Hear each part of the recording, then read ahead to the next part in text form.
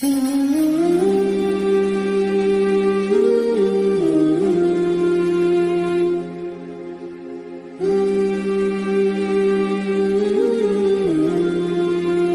علیکم ورحمۃ اللہ وبرکاتہ۔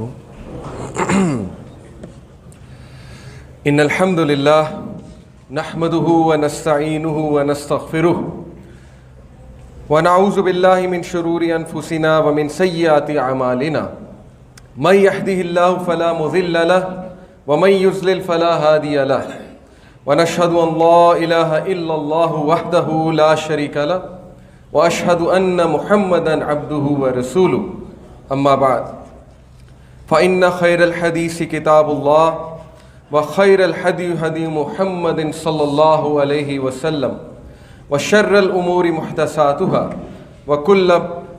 وكل بدعة ضلالة وكل ضلالة في النار۔ يا أيها الناس اتقوا ربكم الذي خلقكم من نفس واحدة وخلق منها زوجها وبث منهما رجالا كثيرا والنساء واتقوا الله الذي تساءلون به والأرحام إن الله كان عليكم رقيبا۔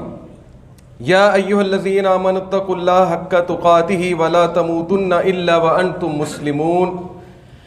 يا أيها الذين آمنوا اتقوا الله وقولوا قولا سديدا يصلح لكم أعمالكم ويغفر لكم ذنوبكم ومن يطع الله ورسوله فقد فاز فوزا عظيما۔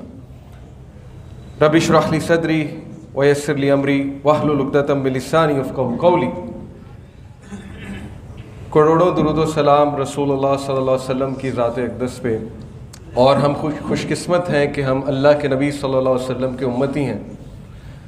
انشاءاللہ آج کا موضوع کہ اللہ کے نبی صلی اللہ علیہ وسلم کے طور طریقے اور سنت ہماری زندگیوں میں کس طرح برکت لا سکتے ہیں۔ اور یقین کیجئے کہ میں چونکہ ایک سائیکالوجی کا بھی اسٹوڈنٹ ہوں، سائیکالوجی میں بھی ایک ڈگری کر رہا ہوں، تو اس میں ایک سبجیکٹ ہے پازیٹیو سائیکالوجی۔ گوروں کو 100 سال لگ گئے یہ اصول اور یہ طور طریقے دریافت کرتے، اور اب وہ سائنس کے تھرو ان طور طریقوں کو دریافت کر رہے ہیں۔ اور میں یہ سمجھتا ہوں کہ پچھلے 20 سے 30 سال کی جو ان کی ریسرچ ہے، اگر آپ وہ پازیٹیو سائیکالوجی یا نفسیات میں ان کی ریسرچ دیکھیں تو وہ ایسے ایسے ٹاپک ہیں، انہوں نے ایسے ایسے ٹاپکس کھول دیے ہیں جو اصل میں آج آ کے وہی باتیں ہیں جو ہمارے نبی صلی اللہ علیہ وسلم نے 15 صدی پہلے ہی ہمیں بتا دیں۔ مثال کے طور پہ ایموشنل انٹیلیجنس ایک ٹاپک انہوں نے کھولا کہ جذباتی ذہانت کیا ہوتی ہے، کون ہے ایسا انسان جو جذباتی طور پہ ذہین ہے، اور اس کی بڑی ویلیو ہے وہاں پہ مغرب میں ایموشنل انٹیلیجنس کی۔ اس پہ ٹریننگز ہوتی ہیں، اس پہ مختلف ورکشاپس ہوتی ہیں۔ بہرحال اس میں کچھ اوصاف انہوں نے بتایا کہ ایموشنل انٹیلیجنٹ لوگ اصل میں کون ہوتے ہیں۔ تو ایک صفت کا آپ سے ذکر کرتا ہوں۔ انہوں نے کہا جی کہ ایموشنل انٹیلیجنٹ جو لوگ ہوتے ہیں، جو جذباتی طور پہ ذہین لوگ ہوتے ہیں، پہلی تو بات کہ وہ جذبات ان کے کنٹرول میں ہوتے ہیں، وہ جذبات کے کنٹرول میں نہیں ہوتے، یعنی غصے پہ کنٹرول ان کا اچھا ہوتا ہے۔ دوسرا انہوں نے بتایا کہ جو ایموشنل انٹیلیجنٹ لوگ ہیں وہ گوسپنگ سے دور بھاگتے ہیں، یعنی کہ فضول باتوں سے دور بھاگتے ہیں، اور جب بولتے ہیں تو بہت سوچ سمجھ کے بولتے ہیں، بڑے نپے تلے الفاظ بولتے ہیں۔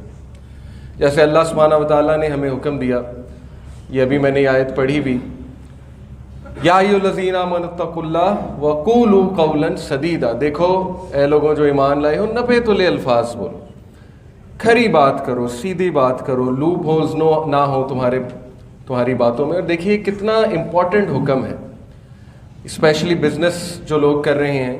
ہمیں پتہ ہے کہ بزنس میں بہت سے معاملات خراب ہونے کی وجہ یہ کہ ہم گفتگو صحیح سے نہیں کرتے، یا ڈیلنگ صحیح سے نہیں کرتے، یا گھما پھرا کے بات کرتے ہیں۔ تو بہرحال انہوں نے کہا کہ جی یہ ایک اور صفت پائی جاتی ہے ایموشنل انٹیلیجنٹ لوگوں کی کہ وہ آراز کرتے ہیں، دور بھاگتے ہیں گوسپنگ سے، فضول باتوں سے۔ کیا ہمیں وہ آیت یاد نہیں آنی چاہیے سورہ مؤمنون کی؟ قد افلح المؤمنون الذین هم فی صلاتہم خاشعون والذین هم عن اللغو معرضون۔ اللہ نے تو مومنون کی پہلے ہی صفت بتا دی کہ مومنون جو ہیں خشیت سے نماز ادا کرتے ہیں، اور یہ کہ مومنون جو ہیں وہ لغو سے دور بھاگتے ہیں۔ لغو کیا ہے؟ فضول باتیں، کسی کی چغلی کرنا، غیبت کرنا، یا نیگیٹو کومنٹس دینا, منفی بات کرنا, ایسی بات جس کا کوئی فائدہ ہی نہیں ہے, کسی کو فائدہ نہیں ہو رہا, نہ آپ کو ہو رہا ہے نہ سننے والے کو ہو رہا ہے. تو لغو سے آراز کرنے والے جو لوگ ہیں, اللہ سبحانہ و تعالیٰ نے ان کی تعریف کی اور کہا یہ فلاح پا گئے. اب دیکھیں ایگزیکٹلی یہی چیز وہ سکھا رہے ہیں, لیکن ریسرچز کے تھرو, کہ اس طرح کا ایٹیٹیوڈ رکھو گے تو سکسیسفل ہوگے.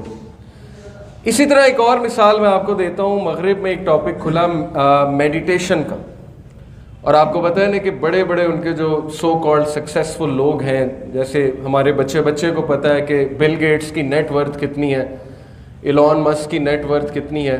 میں ایک اسکول میں گیا, وہاں پہ او لیول اے لیول کے بچے تھے, تو میں نے ان سے سوالات کیے, انہوں نے بڑی جلدی جواب دیے. ایلون مسک کی نیٹ ورتھ فوراً سے بتائی, جیف بیزوس کون ہے فوراً سے بتایا مجھے. پوچھتے پوچھتے اچانک میں نے پوچھ لیا کہ عبداللہ ابن مسعود کون ہے, اور وہاں پہ چپ لگ گئی, ڈیڈ سائلنس تھی وہاں. تو ایک دم وہ بچوں کو بھی احساس ہوا کہ واقعی ہمیں ان کا تو پتہ ہے, لیکن عبداللہ ابن مسعود کون ہے یہ کہاں سے پوچھ لیا انہوں نے. تو بہرحال آپ دیکھیے کہ جتنے سکسیسفل لوگ ہیں, عجیب بات نہیں ہے کہ وہ بھی اب میڈیٹیشن کی طرف جا رہے ہیں. بل گیٹس ہو گیا, ایلون مسک ہو گیا, یا جیف بیزوس, یہ دلائی لاما کے اسٹوڈنٹس ہیں. دلائی لاما جو ہے بدھسٹ کا آپ کہہ لیں, جیسے ہمارے مفتی اعظم ہوتے ہیں, تو یہ بدھسٹ کا ایک بہت بڑا مونک ہے. اور اب تو ریسرچز ہو رہی ہیں باقاعدہ مغرب میں کہ میڈیٹیشن, اور ان کی میڈیٹیشن کیا آ جا کے یوگا, ظاہر ہے ان کے پاس نماز تو نہیں ہے, یوگا کر لو, یا یہ کہ کینڈل لائٹ جو ہے کینڈل جلا کے کینڈل لائٹ کو دیکھ لو, دیکھتے رہو, فوکس بلڈ کرو. تو میڈیٹیشن کے تھرو وہ ایک کانسیپٹ کی طرف آ رہے ہیں جس کو ہم کہتے ہیں مائنڈ فلنس.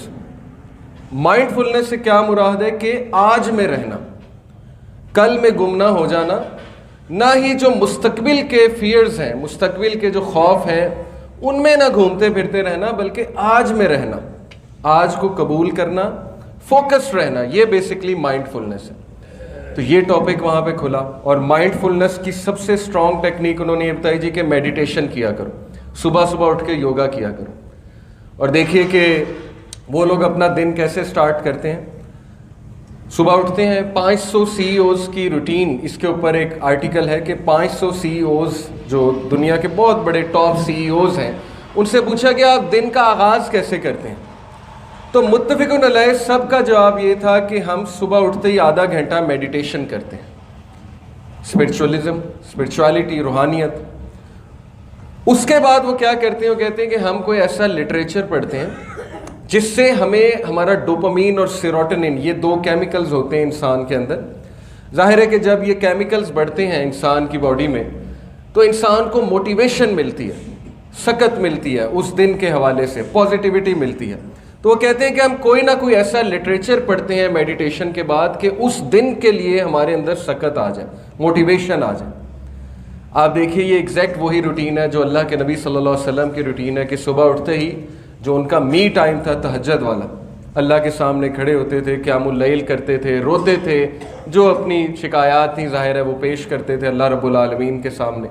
اور اس کے بعد فجر کی نماز, اور پھر ایسا تگڑا ریمائنڈر دیتے تھے, صحابہ کو ایسی یاد دہانی کراتے تھے زندگی کے مقصد کے بارے میں, یا قرآنی کچھ آیات پیش کرتے تھے. تو دیکھیے وہ اپنے دن کا آغاز ہی ایک موٹیویشنل ڈوز کے ساتھ کر رہے ہیں, اور قرآن مجید سے بڑی موٹیویشنل ڈوز کیا ہو سکتی ہے. اگر ہم سب دن کا آغاز یہ روٹین بنا لیں, اگر ہم سب, یہ نبی صلی اللہ علیہ وسلم کے طریقے ہیں کہ دن کا آغاز قرآن مجید کی تلاوت سے کریں, اور قرآن مجید پہ تدبر اور تفکر کر کے کریں, یعنی ریفلیکٹ کریں قرآن مجید کی آیات میں. تو بتانے کا مقصد دیکھیے یہ ہے کہ ہمارے نبی صلی اللہ علیہ وسلم کے جو طور طریقے اور روٹین ہے وہ اب وہاں ریسرچ ہو کے وہ لوگ اس طرف آ رہے ہیں کہ یہی بہترین ہے, یہی بیسٹ ہے. اور میں آپ کو بتا رہا ہوں کہ 10 سال, اگلے 10 سال میں انہوں نے نماز کو بہترین میڈیٹیشن قرار دے دینا ہے کہ اس سے بہترین میڈیٹیشن ہو ہی نہیں سکتی. اس کی جو موومنٹس ہیں, اس کے جو پوسچر ہیں, ظاہر ہے اس میں جو الفاظ ادا کیے جاتے ہیں وغیرہ وغیرہ. تو الحمدللہ میں یہی کہوں گا کہ ہم سب بہت خوش قسمت ہیں, اور نبی صلی اللہ علیہ وسلم کی ہم سے محبت. آپ دیکھیے کہ اکثر ہم سنتوں کے بارے میں بہت زیادہ نیگلیجنٹ ہوتے ہیں, بہت لاپرواہی برتتے ہیں. ظاہر ہے کہ ہمیں سے بہت سے لوگ صرف فرض نماز ادا کر کے چلے جاتے ہیں, اور ظاہر ہے گھر میں ادا کرتے ہوں گے کچھ لوگ, لیکن عمومی طور پہ دیکھا جا رہا ہے کہ سنتوں کے بارے میں ایک لاپرواہی کا جو ہے وہ رویہ ہے. تو نبی صلی اللہ علیہ وسلم کی جو ہم سے محبت تھی، ہمارے بارے میں جو کنسرن تھا، تو ہمیں زیب نہیں دیتا کہ ہم اس محبت کے آگے جو ہے وہ سنتوں میں لاپرواہی دکھائیں. آپ دیکھیے کہ اکثر میں مجمع میں ظاہر ہے جہاں میرا کوئی لیکچر ہو، ورک شاپ ہو، تو میں نوجوانوں سے پوچھتا ہوں کہ اگر تمہیں ایک دعا دی جائے جو گارنٹیڈ ہے، اللہ نے کہہ دیا کہ یہ دعا گارنٹیڈ ہے میں قبول کروں گا، تو وہ کیا دعا ہوگی؟ تو ظاہر ہے لوگ جواب دیتے ہیں، کوئی کہتا ہے میں نجات کی دعا ہے وہ، کوئی کہتے ہیں جنت میں جانے کی، کوئی کہتے ہیں کہ اللہ کی خوشنودی، اللہ کی رضا، میرے گناہ معاف ہو جائیں، وغیرہ وغیرہ. لوگوں کی مختلف دعائیں ہیں جو کہ بالکل ٹھیک ہیں. لیکن میں انہیں کہتا ہوں دیکھو یہ ساری دعائیں آ جا کے تمہارے اپنی ذات سے منسلک ہیں، اور یہ بڑا فطری ہے. انسان سب سے پہلے اپنے بارے میں دعا کرتا ہے. تو پھر یہ حدیث سن لیجئے کہ اللہ کے نبی صلی اللہ علیہ وسلم نے کہا کہ ہر نبی کو اللہ نے ایک دعا دی ہے جو گارنٹیڈ قبول ہوگی. اللہ نے کہا گارنٹی ہے یہ قبول ہوگی، اور ہر نبی نے وہ دعا دنیا میں کر لیا، لیکن میں نے وہ دعا آخرت میں اپنے امتیوں کے لیے سیو کر لی، اور وہ یہ ہے کہ اللہ میرے امتیوں کو معاف فرما. اللہ اکبر. حضرت عائشہ صدیقہ رضی اللہ عنہا کہتی ہیں کہ اللہ کے نبی صلی اللہ علیہ وسلم ایک بار بڑے اچھے موڈ میں تھے، تو میں نے اس کو غنیمت جانتے ہوئے اللہ کے نبی صلی اللہ علیہ وسلم کہا کہ یا رسول اللہ میرے لیے دعا کیجیے. اللہ کے نبی صلی اللہ علیہ وسلم نے کہا یا اللہ عائشہ کے گناہ معاف فرما، پچھلے اگلے جو پریزنٹ ہیں اور وہ کہ جن کا عائشہ کو ہی پتہ ہے، وغیرہ وغیرہ اس طرح کے الفاظ کہیں. حضرت عائشہ کہتی میں اتنا خوش ہوئی کہ میں ہنس ہنس کے مسکرا کے ان کی جھولی میں گر گئی. اللہ کے نبی صلی اللہ علیہ وسلم، اللہ کے نبی صلی اللہ علیہ وسلم نے دیکھا یہ منظر اور کہا عائشہ آپ کو بہت خوشی ہوئی ہے، آپ بہت خوش ہیں. حضرت عائشہ صدیقہ نے کہا کہ یا رسول اللہ آپ نے دعا ہی ایسی کی. اللہ کے نبی صلی اللہ علیہ وسلم نے کہا عائشہ میں ہر نماز میں اپنے امتیوں کے لیے یہی دعا کرتا ہوں. اللہ اکبر. تو دیکھیے یہ ہے نبی صلی اللہ علیہ وسلم کی محبت اور کنسرن ہمارے بارے میں. تو اس لیے ہمیں زیب نہیں دیتا ہم کہیں کہ یار یہ تو سنت ہی ہے، کوئی بات نہیں، فرض کر لو سنت تو چلو ہوتا رہتا ہے. تو وہ کیا چند ایک انشاءاللہ میں سنتیں آپ کے ساتھ ذکر کروں گا جو میں سمجھتا ہوں کہ ہماری زندگیوں میں بہت برکات لے کر آتی ہیں. اور یقین کیجئے کہ ہم میں سے ایک ایک انسان برکت کی ہی تلاش میں. اس کو نام ہم نے کچھ اور دے دیا، پروڈکٹیوٹی کا نام دے دیا، سکسیس کا نام دے دیا ہے، اس کا نومنکلیچر ہم نے چینج کر دیا، وہ ایک الگ بات ہے. لیکن ایون گورے بھی برکت کی تلاش میں، آ جا کے انسانیت پوری کی پوری برکت کی تلاش میں کہ کسی طرح میری چیزوں میں اضافہ ہو جائے. برکت سے مراد ہے یعنی اضافہ ہونا اللہ کی طرف سے جو برکت ہے.